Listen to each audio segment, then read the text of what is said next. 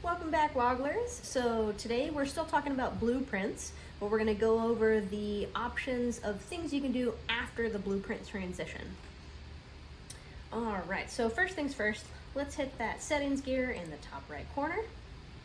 And then underneath process management, we're going to click on blueprint. And the blueprint we've been talking about is the deals blueprint. All right, so if you have not yet watched our other videos on Blueprint and you're a little bit confused about what's happening here, I do highly recommend going back to the beginning and kind of starting from there. But if you're specifically coming in and you know what a blueprint is, you know what a transition button is, and you want to know about what your options are after, and as you can see, if you hover over it, it says after transition handles all actions that completes a single transition, which is circular, but basically, if you click a transition button and you've completed all of the during requirements that you've set up, then after the transition button has been completed, you can have certain actions happen. I am going to go through quickly some of these because all of these actions are the same actions that you have available to you in workflow videos. So if you want to deep dive into how to build an email notification, a task, a meeting, a field update, all that kind of jazz, I do highly recommend going and watching the workflow videos because then you'll get a deeper understanding. But since we're talking about blueprints here, we're going to blow through these. Email notification.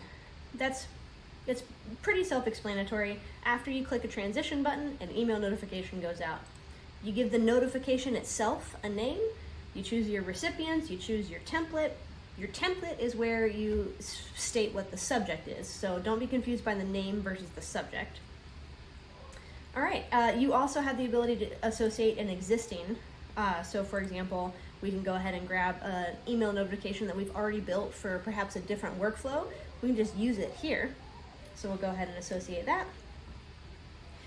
Okay, so the next one down is your tasks.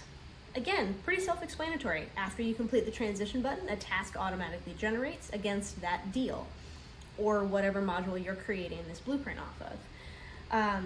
So again, you create the subject of the task, the due date of the task, the priority of the task. You can assign it specifically to a user or have it automatically be assigned to the record owner. You can notify and assign the, notify and remind the assignee, add a description. Again, you can also associate an existing. For example, we're gonna go ahead and grab this follow up with account name for onboarding. Snag that. All right, and then you can also create a meeting.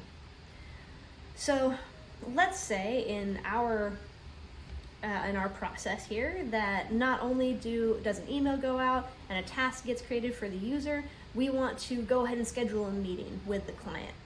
So you grab that, you give it a title, you give it a date that you're wanting to have this meeting, so transition trigger date, so that's the date that you've completed that transition button, or you can have it be based off of the potential tour start date. So let's say the tour is going to start and you want to have a meeting let's see, I was gonna say 3 weeks, so let's go ahead and say 21 days ahead of time.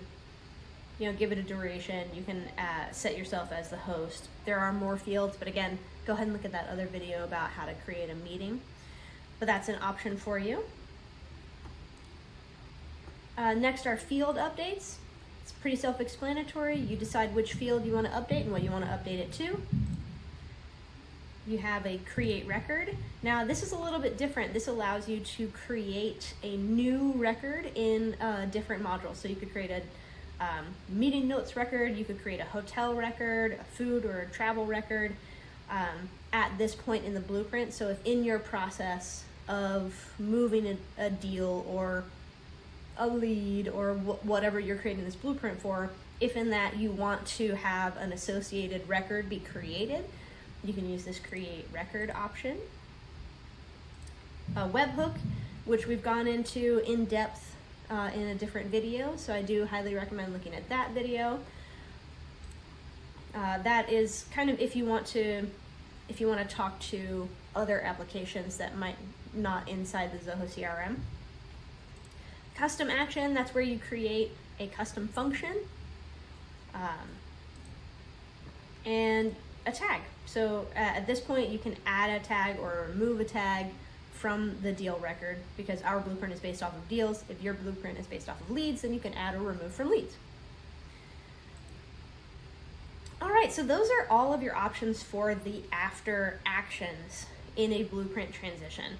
Now, there are a couple of reasons that you may want these things to happen in your blueprint as opposed to a workflow rule. In your workflow rules, you have a limit of how many active workflow rules you can have per module. So if you do it in a blueprint, then that frees up the number of workflow rules you can have against that module.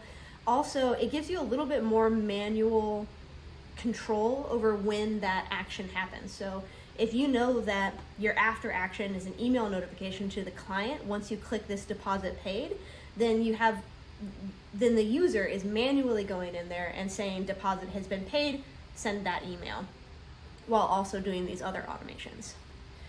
It also ensures that that particular automated action is happening at the right point in your process. All right, that's it for after actions. I'll see you in the next video. Woggle woggle.